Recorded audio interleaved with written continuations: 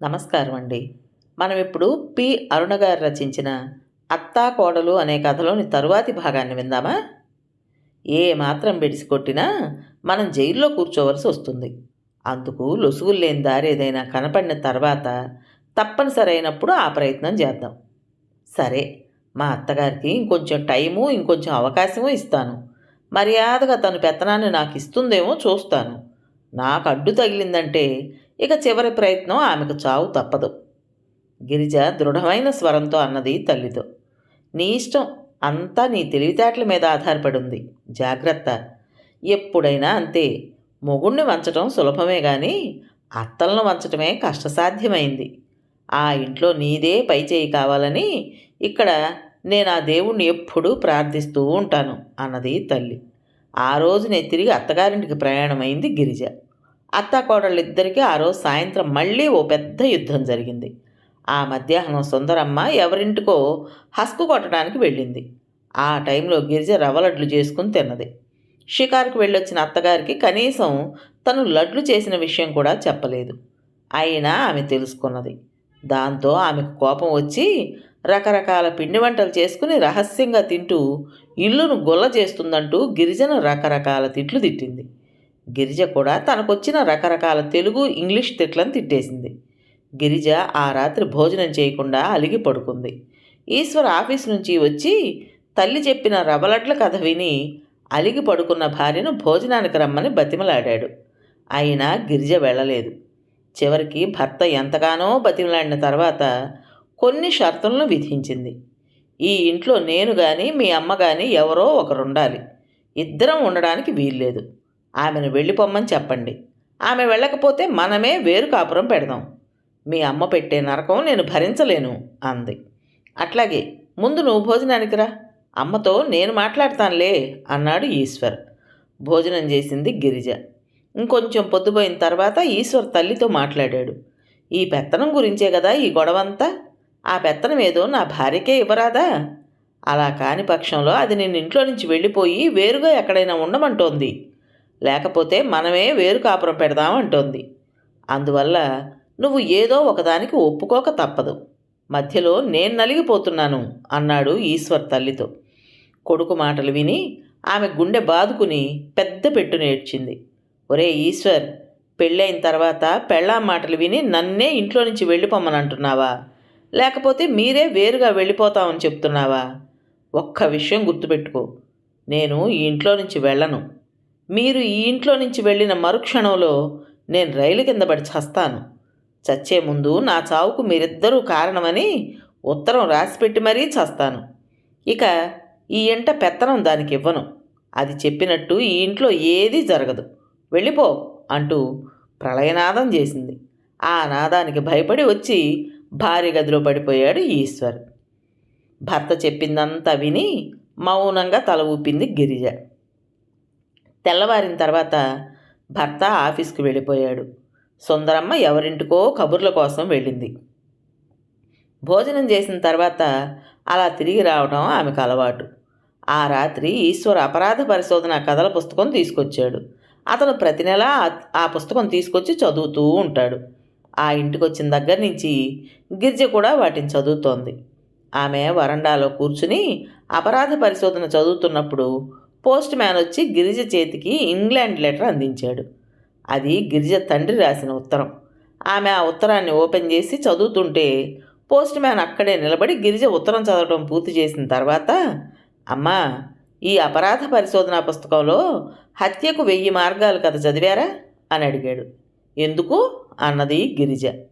ఆ కథ రాసిన రచయిత శంకరు ఈ ఊళ్ళోనే ఉంటాడమ్మా. ఈ ఊళ్ళోనా? అవును, అతను ఈ వీధిలోనే చివరున్న డాబా ఇంట్లో ఓ గదిలో ఉంటున్నాడు. అతని కథలు ప్రతి నెల ఈ అపరాధ పరిశోధనలో ఉంటాయి. అతనికి పుస్తకాలు రాగానే నేను కూడా తీసుకుని ప్రతి నెల చదువుతూ ఉంటాను.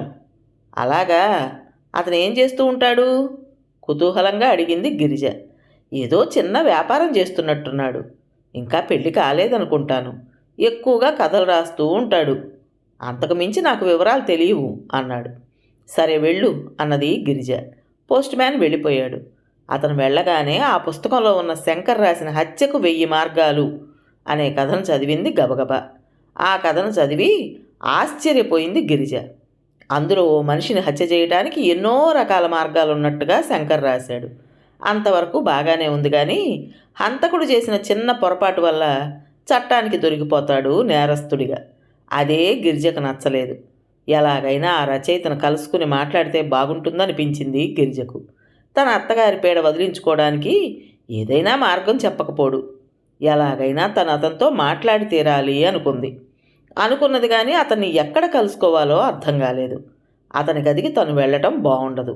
ఎవరైనా చూసినా నలుగురిలో చులకనవుతుంది. పోనీ అతన్నే తన ఇంటికి రమ్మని కబురు పెడితే? ఈ ఆలోచన కూడా గిరిజకు అంతగా నచ్చలేదు. తను ఆ రచయితతో ఒంటరిగా మాట్లాడే సమయంలో అత్తగారు వచ్చిందంటే కొంప మునుగుతుంది. తన మీద రకరకాల నిందలు వేస్తుంది. అలాంటి అవకాశం ఆమెకి ఇవ్వకూడదు అనుకుంది. ఆ రాత్రి చాలాసేపటి వరకు ఈ విషయం గురించే ఆలోచించింది గిరిజ. చివరికి ఆమె ఒక ఉపాయం ఆలోచించింది. దాని ప్రకారం ఆ రాత్రి ఈశ్వర్ గాఢ నిద్రలో మునిగిపోయిన తర్వాత రచయిత శంకర్కు ఓ ఉత్తరం రాసింది. అందులో తను అతని అభిమాని అని, పెళ్ళైన కారణంగా అతన్ని గదిలో లేక తన ఇంట్లో కలుసుకోవడం బాగుండదు కాబట్టి మర్నాడు సాయంత్రం 6:30 గంటలకు రైల్వే స్టేషన్ దగ్గర పార్కులో కలుసుకోమని రాసింది. తెల్లవారిన తర్వాత భర్త ఆఫీస్కు వెళ్ళగానే గిరిజ ఆ ఉత్తరాన్ని పోస్ట్ చేసింది. ఎలాగైనా అత్తగారి పీడ వదిలించుకోవాలని గట్టిగా అనుకున్నది. సాయంత్రం 6:30 గంటలు. ఆ సమయంలోనే పార్కులోకి వచ్చింది గిరిజ. అప్పటికే అక్కడకు శంకర్ వచ్చి ఆమె కోసం ఎదురు చూస్తున్నాడు. ఆ క్రితం రోజు సాయంత్రం తన గదిలో నుంచి బయటకు వస్తున్న శంకర్ను చూసింది కాబట్టి పార్కులో అతన్ని పోల్చుకోవడానికి ఇబ్బంది పడవలసిన అగత్యం ఏర్పడలేదు. అతను కూడా ఆమెను గుర్తించి చిరునవ్వు నవ్వాడు. అతను కొంచెం లావుగా బొద్దుగా ఉన్నాడు. చామంచాయిలో ఓ మాదిరి పొడుగ్గా ఉన్నాడు. ఆ పార్కు పెద్దదే, కానీ ఎక్కువ మంది జనం లేరు. వాళ్ళిద్దరూ గుబురుగా ఉన్న ఓ చెట్టు పక్కనే కూర్చున్నారు. మీ గురించి పోస్ట్ మ్యాన్ చెప్పాడు. మీ కథలు అపరాధ పరిశోధనలో చాలా చదివాను. అవన్నీ నాకు ఎంతగానో నచ్చాయి. మీరు నేనుంటున్న రోడ్డులోనే ఉంటున్నారని పోస్ట్ మ్యాన్ చెప్పిన తర్వాత ఎలాగైనా మిమ్మల్ని కలుసుకుని మాట్లాడాలనుకున్నాను అన్నది గిరిజ. శంకర్ చిరునవ్వుతో థ్యాంక్స్ అన్నాడు. ఈ నెల సంచికలో ఉన్న మీ కథ హత్యకు 1000 మార్గాలు మరీ మరీ నచ్చింది. ఆ కథలో మీరు రాసినట్టుగానే ఓ మనిషిని హత్య చేయడానికి అన్ని మార్గాలు ఉన్నాయంటారా అని అడిగిందామె. అతను నవ్వి క్రైమ్ కథలు రాసే రచయితలకు ఆడవాళ్లలో అభిమానులు ఉండడమే తక్కువ. అలాంటిది మీరింత వివరంగా ఆ కథల గురించి కూడా అడుగుతున్నారంటే మీకు క్రైమ్ సాహిత్యం పట్ల బాగా అభిమానం ఉండి ఉంటుంది అన్నాడు శంకర్. క్రైమ్ సాహిత్యం పట్ల అభిమానం సంగతి ఎలా ఉన్నా ముందు హత్యకు ఉన్న మార్గాల గురించి తెలుసుకోవడం ప్రస్తుతం నాకు చాలా అవసరం. అతను ఆశ్చర్యంగా గిరిజను చూసి మీ మాటలు నాకు అర్థం కావడం లేదు, దయచేసి వివరంగా చెప్పండి అన్నాడు. వివరంగా చెప్పాలంటే నా మీద హత్యా ప్రయత్నం జరగవచ్చును అనిపిస్తోంది, కానీ అది ఏ రూపంలో ఉంటుందో నేను ఊహించలేకుండా ఉన్నాను అన్నది. వాట్ అంటూ అదిరిపడ్డాడు శంకర్. నిమిషం తర్వాత మీరు చెబుతున్నది నిజమేనా అని అడిగాడు. 100కి 100 పాళ్ళు నిజం, ఇందులో అబద్ధం లేనే లేదు. అయితే మిమ్మల్ని హత్య చేయడానికి ఎవరు ప్రయత్నం చేస్తున్నారు, ఎందుకు? ఎవరో కాదు, మా అత్తగారే. నన్ను హత్య చేసే లేక చేయించే ప్రయత్నాలు చేస్తుందేమోనని నాకు భయంగా ఉంది. ఇక ఆమెకి నాకు బొత్తిగా పడటం లేదు. ఆమె ఎన్నో రకాల ఇబ్బందులు పెడుతోంది. వాటిని భరించలేక నేను ఎదురు తిరుగుతున్నాను. అందుకని ఎలాగైనా నా అంతు చూస్తానని చాలాసార్లు బెదిరించింది. అది బెదిరింపు కాదని, నిజంగానే ఆమె నా అంతు చూస్తుందని నాకు అనుమానంగా ఉంది. అలాంటప్పుడు ఈ విషయాన్ని మీ భర్తతో చెప్పి మీరు వేరుగా ఉండొచ్చు కదా అన్నాడు శంకర్. ఉండొచ్చు, నిజమే. అందుకు ఆయన కూడా ఒప్పుకున్నాడు. కానీ మా అత్తగారు ఒప్పుకోలేదు. మమ్మల్ని వదిలి తను వెళ్ళిపోదుట. మేము వేరుగా వెళ్ళిపోతే తను అప్పుడే తన చావుకు మేమే కారణమని ఓ ఉత్తరం రాసిపెట్టి రైలు కింద పడి ఆత్మహత్య చేసుకుంటుందట. ఈ బెదిరింపుతో ఆయన వేరు కాపురం పెట్టడానికి ఒప్పుకోవడం లేదు. ఇక నాకేమిటి దారి అని అడిగింది గిరిజ శంకర్ని. అతను ఓ 5 నిమిషాలు మాట్లాడకుండా తీవ్రంగా ఆలోచించి, ఇంతకీ నన్ను ఏం చేయమంటారు అని అడిగాడు. ఆమె నన్ను ఏ విధంగా చంపగలదో చెప్పండి, నా జాగ్రత్తలో నేనుంటాను అన్నది. గిరిజకు తెలివి బాగానే పనిచేస్తోంది. అందుకే ఆమె రివర్స్ గేర్లో తన అత్తగారిని చంపడానికి పద్ధతుల గురించి అడగకుండా, ఆమె తనని చంపే అవకాశం ఉన్నట్టు, ఆమె తనని ఏ విధంగా చంపే అవకాశం ఉందో ముందుగానే తెలుసుకోవటానికి అడుగుతున్నట్టుగా అతనికి ఎలాంటి అనుమానం రాకుండా అడిగింది. శంకర్ నవ్వి, అంత పెద్ద ఆమె మిమ్మల్ని హత్య చేసే లేక చేయించే ప్రయత్నాలు చేయటం ఏమిటి? మీరు అనవసరంగా భయపడుతున్నారు, ఆమెను అనుమానిస్తున్నారు అన్నాడు. కాదు శంకర్ గారు, దయచేసి మీరు అలా తేలిగ్గా తీసి పారేయకండి. ఆమె సంగతి మీకు తెలీదు. 2 సార్లు గొడవ జరుగుతున్నప్పుడు నా గొంతు నొక్కడానికి వచ్చింది కోపంతో. ఆమెకు నా మీద అంతులేని కసి, ద్వేషం ఉన్నాయి. అతను మధ్యలో అడిగాడు, మీ మీద ఆమెకు అంత కసి, ద్వేషం ఎందువల్ల ఏర్పడ్డాయి? నేను కాపురానికి వచ్చిన తర్వాత ఆమె చేతిలో నుంచి ఇంటి పెత్తనాన్ని లాక్కోవాలని చూస్తున్నానట. అందుకే ఆమెకు నేనంటే అంత పగ. నిజంగా ఇదంతా ఆశ్చర్యంగా ఉంది. ఇలాంటి గొడవల గురించి కూడా హత్యలు జరుగుతాయంటే నేను నమ్మలేకుండా ఉన్నాను. మీరు నమ్మలేకపోవచ్చు కానీ ఇది నిజం. అంతా జరిగిపోయిన తర్వాత నా పోయిన ప్రాణం తిరిగి రాదు. అందువల్ల ముందుగానే నా జాగ్రత్తలో నేను ఉండడం మంచిది కదా. ప్లీజ్ చెప్పండి, ఆమె నన్ను ఏ విధంగా హత్య చేసే అవకాశాలున్నాయి? మళ్ళీ అడిగింది గిరిజ. 1 నిమిషం శంకర్ ఆలోచించి, మీరు ఇంతగా భయపడుతున్నారంటే మీ ఇద్దరి మధ్య బాగానే అడ్డుగోడలు లేచుంటాయి. ఆమె మీరు తీసుకునే ఆహారంలో ఏదైనా కలిపి చంపవచ్చు, కత్తితో పొడిచి చంపవచ్చు. మీ దొడ్లో బావి ఉండి మీరు నీళ్లు తోడుతున్నప్పుడు వెనక నుంచి వచ్చి అందులోకి నెట్టి చంపచ్చు.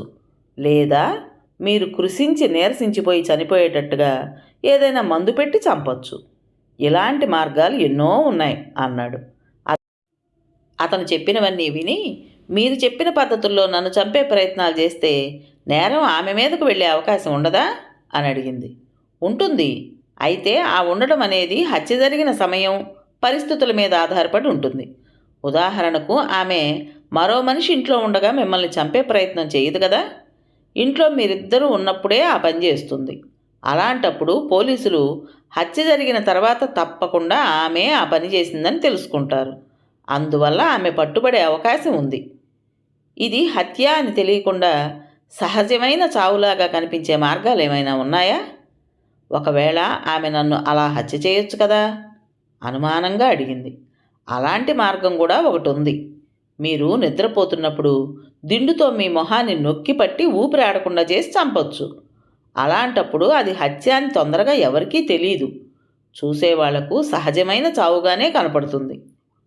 నిజమే, ఒక సినిమాలో చూశాను. మీరు చెప్పినట్టుగానే దిండుతో మొహం మీద నొక్కి హత్య చేయడం. బహుశా ఆమె నన్ను అలాగే హత్య చేస్తుందేమో అన్నది గిరిజ భయం నటిస్తూ. శంకర్ నవ్వాడు. మీరు అనవసరంగా భయపడుతున్నారేమో. ఆమె మిమ్మల్ని హత్య చేయగలదనుకుంటే నాకు నమ్మకం కలగటం లేదు అన్నాడు.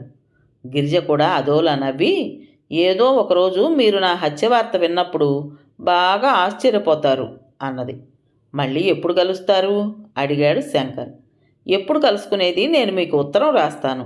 నాలో భయం పెరిగినప్పుడు మీ సలహా తీసుకోవడానికి తప్పకుండా మిమ్మల్ని కలుస్తాను అన్నది ఆమె లేస్తూ. శంకర్ కూడా నిలబడ్డాడు. అప్పటికే బాగా చీకటి పడిపోయింది. మధ్యాహ్నం 1 గంట సమయంలో ఆ ఇంట్లోకి రిక్షా దిగి ఓ మనిషి లోపలికొచ్చాడు. అతను సన్నగా పొడుగ్గా ఉన్నాడు. లోతుకుపోయిన కళ్ళు, పొడుగాటి ముక్కుతో విచిత్రంగా ఉన్నాడు. ఎదురుగా వచ్చిన సుందరమ్మను చూస్తూనే, పిన్ని బాగున్నావా అని అడిగాడు. ఏం బాగులేరా నాగరాజు, ఏదో ఇట్లా ఉన్నాను. నువ్వు 2 నెలల నుంచి ఈ ఊరికే రావడం లేదే, మమ్మల్ని మర్చిపోయావా అని అడిగిందామె. 2 నెలలు మరో ప్రాంతంలో బిజినెస్ బాగా ఉండడంతో ఇటువైపు రాలేదు. చిన్న పనుండి ఇప్పుడే వచ్చాను.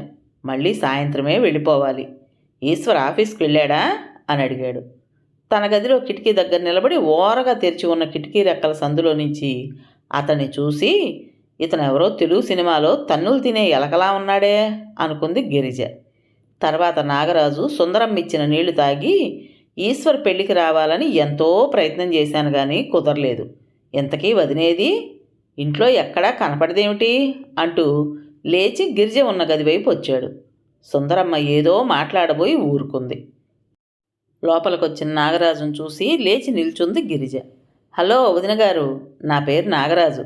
మీ అత్తగారికి అక్కయ్య కొడుకుని. అనివార్య కారణాల వలన మీ పెళ్ళికి రాలేకపోయాను అన్నాడు చిరునవ్వుతో. అతను నవ్వుతున్నా భయంకరంగానే అనిపించింది గిరిజకి. ఇతని గురించి ఈశ్వర్ ఎప్పుడూ చెప్పలేదని అనుకుంది. 2 నిమిషాలు అక్కడే నిలబడి సుందరమ్మ పిలవగానే ఆ గదిలో నుంచి వెళ్ళిపోయాడు నాగరాజు. ఆ తర్వాత కొంచెంసేపు నాగరాజుతో గిరిజ మొండితనం గురించి చెప్పడం ఆమె విన్నది. అప్పుడే వెళ్ళి సుందరమ్మతో గొడవ పెట్టుకోవాలని అనుకున్నది కానీ నాగరాజు ముందు అదంతా బాగుండదని ఊరుకుంది. కానీ నాగరాజు కోరచూపులు ఓరచూపులు చూస్తుంటే అతను తప్పకుండా రౌడీ వెధవే అయి ఉంటాడని అనుకున్నది. ఈ నాగరాజు మన ఇంట్లో ఎన్ని రోజులుంటాడు అని అడిగింది ఆ రాత్రి భర్తను. ఏమో, ఒక్కోసారి 20 రోజులు కూడా ఉంటాడు. అమ్మకు నాగరాజు అంటే ఇష్టం. అతను చిన్నతనంలో కొన్నాళ్ళు మా ఇంట్లోనే పెరిగాడు. అమ్మే అతన్ని పెంచింది. అతనేదో వ్యాపారం చేస్తున్నాడు. ఏం వ్యాపారమో నాకు ఇంతవరకు సరిగ్గా తెలీదు అన్నాడు ఈశ్వర్. అతను ఇన్ని రోజులు ఈ ఇంట్లో పడి తింటుంటే మీ అమ్మకు ఇష్టంగానే ఉంటుంది. మనం ఏదైనా చేసుకు తింటే ఏడుస్తుంది అన్నది గిరిజ.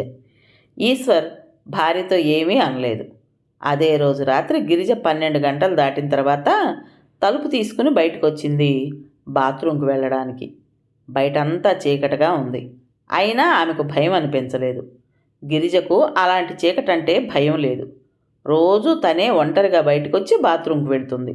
భర్తను నిద్ర లేపదు. అతను ఎంతసేపటికి నిద్ర లేవడు.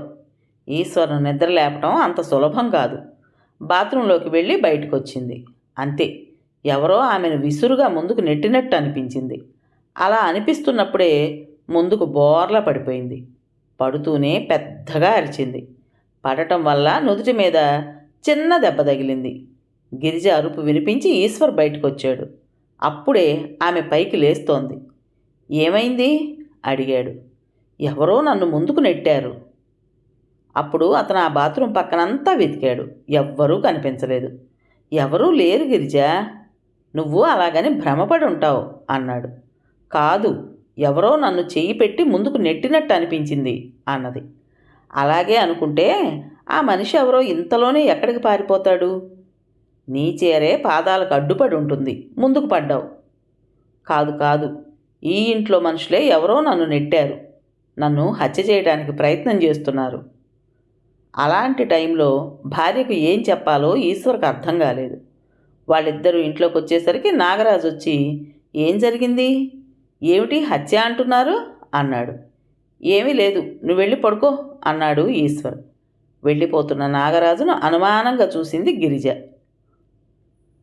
ఇది హత్య, అందువల్ల నేను అడిగే ప్రశ్నలకు సరైన జవాబులు ఇవ్వండి అన్నాడు పోలీస్ ఇన్స్పెక్టర్ చంద్ర గిరిజతో. అడగండి అన్నది ఆమె నీరసంగా. అక్కడే సుందరమ్మ శవం మంచం మీద వెల్లకింతలా పడి ఉంది. ఆమె కనుగుడ్లు బయటకు పొడుచుకొచ్చాయి. గొంతు నొక్కడం వల్ల ఆమె మరణం సంభవించిందని పోలీస్ డాక్టర్ చెప్పాడు. గొంతు మీద వేలిముద్రలు లేవని వేలిముద్రల నిపుణుడు అన్నాడు. ఈ సాయంత్రం ఎన్ని గంటలకు మీరు బయటకు వెళ్ళారు? 6 గంటలకు చెప్పింది. ఇప్పుడు సమయం 9 గంటలు కావస్తోంది. ఇప్పటి వరకు మీరెక్కడున్నారు? ఆయన ఆలస్యంగా ఇంటికి వస్తారని ఉదయమే చెప్పి వెళ్ళారు. అందుకని బోర్ కొడుతుంటే సినిమాకు వెళ్ళాను. సినిమా అప్పుడే వదిలారా? వదలలేదు, కానీ నాకు తలనొప్పిగా ఉందని వచ్చేశాను. ఎన్ని గంటలకు బయటకు వచ్చారు? ఒక పావు గంట క్రితం. ఏ థియేటర్కి వెళ్ళారు? మీ దగ్గర కట్ చేసిన టికెట్ ఉన్నదా? ఉంది, సంధ్యా డీలక్స్ థియేటర్కు వెళ్ళాను అంటూ చేతిలో ఉన్న హ్యాండ్ పర్సులో నుంచి టికెట్ పీస్ తీసి ఇన్స్పెక్టర్కి ఇచ్చింది. చంద్ర దాన్ని చూసి జేబులో పెట్టుకున్నాడు. మీ ఫోటో ఉంటే ఒకటి ఇస్తారా? గిరిజ బీరువాలో ఉన్న ఫోటో ఆల్బమ్ చూసి అందులో నుంచి తను ఒక్కతే ఉన్న ఓ ఫోటోను చంద్రకు ఇచ్చింది. ఈశ్వర్ ఏడుస్తున్నాడు, తల్లి హత్య చేయబడినందుకు. ఇన్స్పెక్టర్ అతన్ని ఓదార్చి, మీరు కాకుండా ఈ ఇంట్లో ఇంకెవరుంటున్నారు అడిగాడు. ఈశ్వర్ ఏడుస్తూనే నాగరాజు గురించి చెప్పాడు. నాగరాజా? అతనెవరు? ఇప్పుడు ఎక్కడున్నాడు? ఇన్స్పెక్టర్ అలా అడుగుతున్నప్పుడే నాగరాజు లోపలికొచ్చి అక్కడి దృశ్యాన్ని చూసి పిన్ని అంటూ పెద్దగా అరిచి ఆమె మీద పడబోయాడు. చంద్ర అతన్ని పట్టుకుని, ముందు నేను అడిగే ప్రశ్నలకు జవాబులు చెప్పండి. ఆమె మామూలుగా మరణించలేదు, హత్య చేయబడింది అన్నాడు. హత్య మాట వినగానే నాగరాజు అదిరిపడ్డాడు. తర్వాత ఇన్స్పెక్టర్ అతన్ని కొన్ని ప్రశ్నలు అడిగాడు. సాయంత్రం 7:30 కావస్తున్నప్పుడు నేను ఈ ఇంటి నుంచి బయటకు వెళ్ళి ఇప్పటి వరకు హోమ్ నీడ్స్ సప్లయింగ్ షాప్ దగ్గర కూర్చుని 10 నిమిషాల క్రితమే రిక్షాలో ఎక్కి ఇక్కడికి వచ్చాను అన్నాడు నాగరాజు. ఇంకో గంట గడిచిన తర్వాత సుందరమ్మ శవంతో ఇన్స్పెక్టర్ తన పరివారంతో అక్కడి నుంచి వెళ్ళిపోయాడు. ఎవ్వరినీ ఆ ఇంటి నుంచి కదలవద్దనే ఆంక్ష విధించి. అలా స్టేషన్కు వెళ్ళిన ఇన్స్పెక్టర్ చంద్రను అపరాధ పరిశోధనకు రచనలు చేసే శంకర్ కలుసుకుని గిరిజ తనని కలుసుకోవడం, మాట్లాడటం అంతా చెప్పేశాడు. ఇన్స్పెక్టర్ అంతా విని, మై గాడ్, ఈ హత్య ఎంతో క్లియర్గా ఉంది. హత్యకు మోటివ్ కూడా తెలిసిపోయింది. కోడలను హత్య చేయాలనుకున్న అత్తగారే హత్య చేయబడిందంటే ఈ హత్య ఎవరు చేసుంటారు అన్నాడు. ఎవరో కాదు సార్, నా అనుమానం ప్రకారం ఈ హత్యను గిరిజే చేసుంటుంది. అత్తగారు తనను చంపుతుందేమోననే భయంతో ఆమె అత్తగారిని హత్య చేసి ఉండొచ్చు అన్నాడు శంకర్. నిజమే, కానీ ఆమె ఆ టైంలో సంధ్యా డీలక్స్ థియేటర్లో ఉన్నట్టుగా చెప్తోంది. ఎంక్వైరీ చేస్తే కానీ ఏదీ తెలీదు అన్నాడు. మరో 10 నిమిషాలకే ఇన్స్పెక్టర్ సంధ్యా డీలక్స్ థియేటర్కి వెళ్ళి అక్కడి గేటు దగ్గర ఉండే మనిషికి గిరిజ ఫోటో చూపించి మాట్లాడాడు. అతను చెప్పిన మాట వినగానే ఇతనికి ఆశ్చర్యం కలిగింది. 8 గంటలు కావస్తున్నప్పుడే ఆమె థియేటర్లో నుంచి బయటకు వెళ్ళిపోయిందిట. మళ్ళీ తిరిగి రాలేదని గట్టిగా చెప్పాడు అతను. ఇమ్మీడియట్గా వచ్చి ఇన్స్పెక్టర్ గిరిజను కలుసుకున్నాడు. నిజం చెప్పండి, మీరు 8 గంటలు కావస్తున్నప్పుడే థియేటర్లో నుంచి బయటకు వచ్చారు కదూ? తల వంచుకుంది గిరిజ. నిజమే, 8 గంటలు కావస్తున్నప్పుడే సినిమా విసుగు పుట్టి బయటకు వచ్చాను. మనసు బాగుండక అలా పార్కులోకి వెళ్ళి చాలాసేపు కూర్చొని తిరిగి వచ్చాను. 8 గంటలకే బయటకు వచ్చానని చెప్తే మీరు నన్ను అనుమానిస్తారని అలా చెప్పాను అన్నది. ఇన్స్పెక్టర్ నవ్వాడు. ఇప్పుడు కూడా నేను మిమ్మల్నే అనుమానిస్తున్నాను. క్రైమ్ కథా రచయిత శంకర్ నన్ను కలుసుకుని అంతా చెప్పాడు. మీకు మీ అత్తగారికి మధ్య రగులుతున్న పగ గురించి, జరుగుతున్న యుద్ధం గురించి అతనంతా చెప్పేశాడు. ఇప్పుడంతా క్లియర్ అయింది. 8 గంటలకే బయటకు వచ్చిన మీరు ఇంటికి వచ్చి ఒంటరిగా ఉన్న మీ అత్తగారిని హత్య చేసి మళ్ళీ బయటకు వెళ్ళిపోయారు. హత్య 8 గంటలు దాటిన తర్వాత జరిగి ఉంటుందని డాక్టర్ అన్నాడు. ఏమీ తెలియనట్టు 9 గంటలు కావస్తున్నప్పుడు ఇంటికి తిరిగి వచ్చారు. 8 గంటలు దాటిన తర్వాత నుంచి తిరిగి ఇంటికి వచ్చే వరకు ఎలిబి లేదు, ఉండదు కూడా. ఇందులో ఎలాంటి సందేహం లేదు. ఈ హత్యను మీరే చేశారు. కాదు కాదు అంటూ అరిచింది గిరిజ పిచ్చి పట్టిన దానిలా. అయినా ఇన్స్పెక్టర్ నమ్మలేదు, వినలేదు. ఆమెను కస్టడీలోకి తీసుకున్నాడు. ఆ రాత్రే గిరిజ తల్లిదండ్రులకు కబురు చేశాడు ఈశ్వర్. అతనికి అంతా అయోమయంగా అనిపించింది. తను గిరిజ అందం చూసి మోసపోయానేమో అనే ఆలోచన వచ్చింది. తెల్లవారుతూనే పరిగెత్తుకుంటూ వచ్చారు గిరిజ అమ్మ, నాన్న. జనార్దనం, జానకమ్మ పోలీస్ స్టేషన్లో ఉన్న కూతుర్ని కలుసుకున్నారు. నాన్న అంటూ భోరుమన్నది గిరిజ ఏడుస్తూ. ఆమెలో ఉన్న ధైర్యమంతా ఆ రాత్రి పోలీస్ స్టేషన్లో గడిపేసరికి జారిపోయింది. ఇక తను ఆ నేరం నుంచి తప్పించుకోగలననే నమ్మకం కూడా పోయింది. తనే ఈ నేరం చేసిందనడానికి బలమైన సాక్ష్యంగా తను నమ్ముకున్న కథా రచయిత శంకర్ నిలిచాడు. అతన్ని కలుసుకుని తన గొయ్యిని తానే తవ్వుకున్నది అనుకుంది. ఇక ఈ ఉచ్చు నుంచి తప్పించుకోలేను నాన్న. అన్ని సాక్ష్యాలు నేనే ఈ హత్య చేసినట్టుగా నిరూపిస్తున్నాయి. మరో మనిషి ఆమెను హత్య చేసే అవకాశం లేదుట. అందువల్ల ఈ హత్యను నేనే చేశానని ఇన్స్పెక్టర్ అంటున్నాడు. బహుశా నాకు ఉరిశిక్ష పడొచ్చునని కూడా అంటున్నాడు. తప్పితే జీవిత ఖైదు తప్పదుట. అత్తలు నశించాలని నినాదాలు ఇచ్చాం కానీ ఈరోజు అత్తలతో పాటు కోడళ్ళం కూడా నశించిపోతున్నాం అన్నది పెద్దగా ఏడుస్తూ. కూతురు ఏడుపు చూసేసరికి వాళ్ళిద్దరికీ దుఃఖం ఆగలేదు. భయపడకు తల్లి, నువ్వు నిర్దోషివే, తప్పకుండా విడుదలవుతావు అన్నాడు జనార్దనం కూతురు కన్నీళ్లు తుడుస్తూ. ఏమిటి, సుందరమ్మ గారిని మీరు హత్య చేశారా? ఆశ్చర్యంగా అడిగాడు ఇన్స్పెక్టర్ చంద్ర. అవును ఇన్స్పెక్టర్ గారు, నేరం కూతురు మీద పడిందని దాన్ని నా తల మీద వేసుకోవడం లేదు. నిజంగానే ఆమెను నేను గొంతు నొక్కి చంపాను. అయితే ఈ నేరం ఆ సమయంలో ఇంట్లో లేని నా కూతురు మీద పడుతుందని నేను అనుకోలేదు అన్నాడు జనార్దనం. వివరంగా చెప్పండి, ఎందుకు చేశారు ఈ హత్య అన్నాడు ఇన్స్పెక్టర్. జనార్దనాన్ని అందరూ ఆశ్చర్యంగా చూశారు. నా కూతుర్ని చూసిపోదామని 8:15 గంటలు కావస్తున్నప్పుడు వచ్చాను. తలుపులు దగ్గరకు మూసి ఉన్నాయి. తలుపులను నెట్టాలనుకుని లోపల నుంచి గిరిజ గురించిన మాటలు వినపడేసరికి ఆగిపోయి ఆ మాటలు విన్నాను. నా కూతురు అత్తగారు సుందరమ్మ అంటున్నది, ఈ కోడలు గిరిజ పీడ ఎలాగైనా వదిలించుకోవాలిరా నాగరాజు.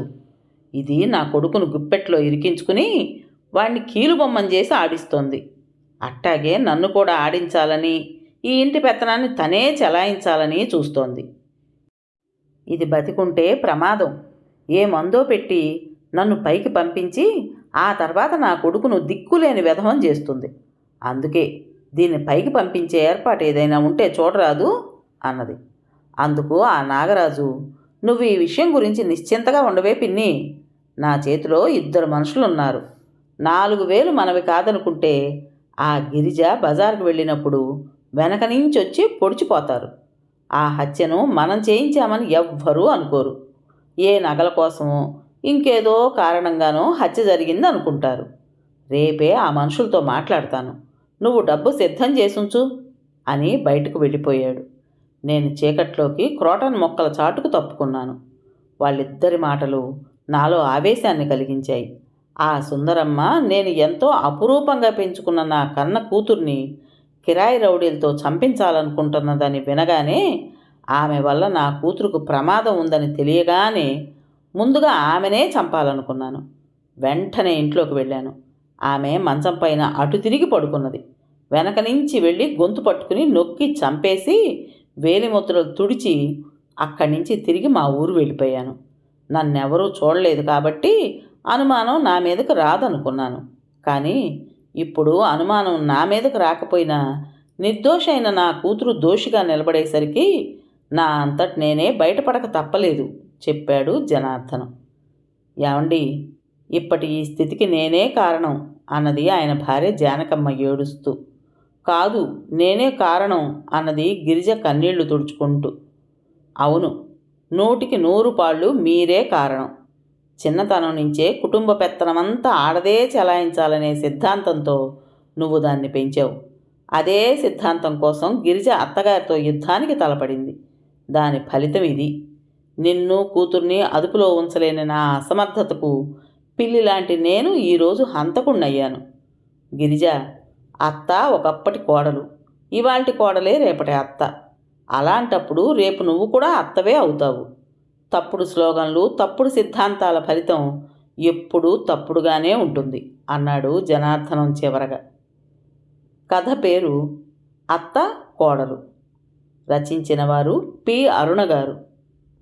ఈ కథ ఇంతటితో పూర్తయింది. రేపు మరో కొత్త కథతో కలుద్దామా? విన్నారు కదండి. మరి ఈ కథ మీకు నచ్చిందా? నచ్చినట్టయితే లైక్ చేసి మరో 4గురికి షేర్ చేయండి. అలాగే ఈ కథ పైన మీ విలువైన అభిప్రాయాన్ని కామెంట్ బాక్స్లో తప్పకుండా తెలియజేస్తారు కదా. మరి ఇంత మంచి కథను మనకు అందించిన రైటర్ గారికి మనందరి తరపున మనస్ఫూర్తిగా ధన్యవాదాలు తెలుపుకుంటూ, ఇటువంటి మంచి మంచి కథల కోసం కొత్త వాళ్ళు మన ఛానల్ని తప్పకుండా సబ్స్క్రైబ్ చేసుకోండి. రేపు మరో మంచి కథతో మీ ముందుకు వస్తాను. అప్పటి వరకు ఉంటానండి.